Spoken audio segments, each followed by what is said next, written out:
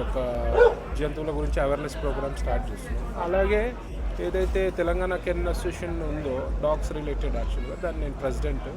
So ఈ యొక్క dog show every year జరుగుతుంది. అరౌండ్ 600 డాగ్స్ వస్తాయి. అలాగే తెలంగాణ నుంచి కాకుండా కూడా వేరే రాష్ట్రాల నుంచి కూడా ఒక 350 క్యాట్స్ వస్తున్నాయి. డిఫరెంట్ వేరియంట్స్ ఆఫ్ క్యాట్స్, రకరకాల క్యాట్స్ వస్తున్నాయి. కాబట్టి ఇక్కడ హైదరాబాద్ జనాలకి కానీ తెలంగాణ రాష్ట్ర జనాలకు కానీ ఒక అవేర్నెస్ ప్రోగ్రామ్ లేక జంతువులు మనగడ ఇంపార్టెంట్ అనే ఒక ముఖ్య ఉద్దేశంగా ఇట్లాంటి షోస్ నేను నిర్వహించాను. ఇప్పుడు వీటికి వచ్చేటప్పటికి చాలామంది ఉంటే డాక్టర్స్ ఉండాలి, లేదా ఇంజనీర్స్ ఉండాలి, లేకపోతే టీచర్స్ అవ్వాలి, లేదా వైట్ కాలర్ జాబ్స్ చేయబడుతున్నాయి. కానీ మార్కెట్ రిక్వైర్మెంట్ పరంగా చూస్తే దీని మేనేజ్మెంట్లో కానివ్వండి, వీటి గ్రూమింగ్లో కానివ్వండి, వీటికి ప్రైమరీగా చేయాల్సినటువంటి మెడికేషన్లో చాలా నీడ్ ఉంది. దీనికి సంబంధించి చెప్పేటువంటి జనాలు తక్కువ మంది ఉన్నారు. మీలాంటి వాళ్ళేమో అందరికీ అందుబాటులో ఉండనటువంటి పరిస్థితి.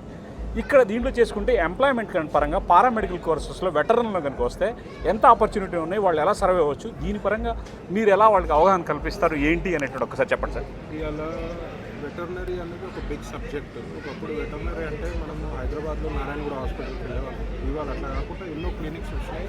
ఎంతో నూతనంగా వెటర్నరీ అనేది ఒక సబ్జెక్ట్ తీసుకొని యువత ముఖ్యంగా కొందరు జంతు ప్రేమికులు ఉన్నారు, ఒక సబ్జెక్ట్ ప్యాషన్ తోటి తీసుకొని మరి ఇవాళ వెటర్నరీ క్లినిక్స్ నడుస్తున్నాయి.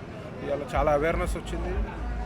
జనాలకు కూడా కుక్కలు జంతువులు అంటే చాలా ప్రేమ కలుగుతుంది. ఇట్లాంటి షోస్ వల్ల ఇంకా కొత్త జంతువు ప్రేమికులు పుడతారు. న్యూ డాగ్ లవర్స్ కానీ యానిమల్ లవర్స్ కానీ పుడతారు. ఒక ఎంకరేజ్మెంట్గా ఉంటుంది. సో ఈ industry veterinary industry or dogs కానీ యానిమల్ సంబంధించిన industry is a big industry, growing very fast. Gradually బాగా గ్రోత్ వస్తుంది. సో ఇది మంచి సంకేతం. మీరు చూసుకున్నట్లయితే తూర్పు ఆసియా దేశాల్లో మీరు చూసుకున్నట్లయితే మీరు థాయిలాండ్ కానివ్వండి, బ్యాంకాక్, సింగపూరు, మలేషియా, ఇండోనేషియా, ఈ చాలా దేశాలు చూసారు. యూరోపియన్ కంట్రీస్ కూడా చూసారు మీరు. చాలా అక్కడక ఉన్నటువంటి యానిమల్ లవర్స్కి ఇక్కడికి ఉన్నటువంటి ఎకో ఫ్రెండ్లీ వైజ్ కానివ్వండి, animal behaviour and psychology wise కానివ్వండి, ఇక్కడ ఉన్న పెట్ లవర్స్కి ఉన్నటువంటి ఆ వేరియంట్ ఏం గమనించారండి?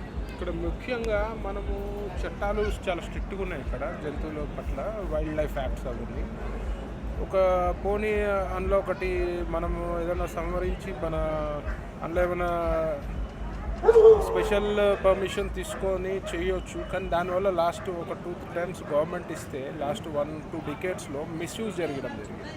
సో డియర్స్ కానీ పర్మిషన్స్ ఇచ్చారు ప్రైవేట్ జూలకి.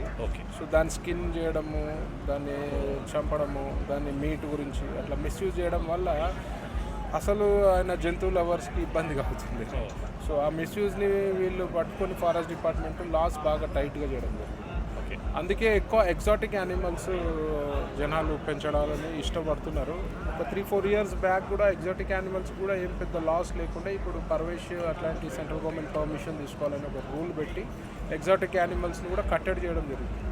నేనేం చెప్తా అంటే మీడియా ముఖంగా గవర్నమెంట్కి ఒక బైలా తీసి కొన్ని జంతువులు ఏవైతే అంతరించిపోయే దశలో ఉన్న జంతువులు కొందరి జంతు ప్రేమికులకు అప్పచెప్పి దాని మీద నిఘా పెట్టి వాళ్ళే సొంత డబ్బులతోటి ఖర్చు పెడతారు జంతు ప్రేమికులు చేసి కొన్ని స్పెషల్ పర్మిషన్స్ ఇస్తే ఏవైతే అంతరించిపోతే జంతువులు ఉన్నాయో అవి కాపాడుకోవచ్చు, అంతరించిపోకుండా ఉండవచ్చు. ఓకే, దీని పరంగా అంటే ఎలా ఉంటే బాగుంటుంది అనేటువంటిది ఆ animal body state level and central లెవెల్లో మీరు ఏమైనా రికమెండేషన్స్ చేస్తారా? అవి ఎలా ఉంటే బాగుంటుంది చెప్పగలరా? ఇప్పుడు 2 monthsలో నేను ప్రైవేట్ జూ లైసెన్స్కి అప్లై చేస్తున్నా. సో దాని నామ్స్కి అన్ని రీచ్ కావాలి.